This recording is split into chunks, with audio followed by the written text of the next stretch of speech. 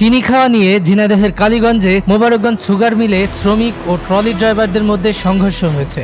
বুধবার দুপুরে কারখানার ভিতরে এ ঘটনা ঘটে।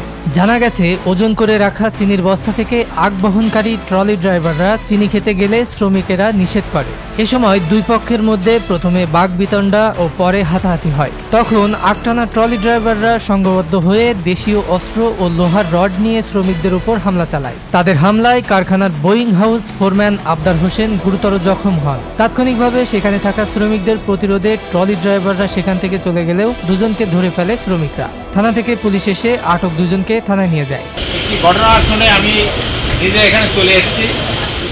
তো ঘটনা যেটা ঘটেছে আপনাদের নেতৃবৃন্দের কাছ থেকে আমি শুনেছি, এবং যারা ঘটনা ঘটেছে তারা এখানে আপনারাই আটক রেখেছেন।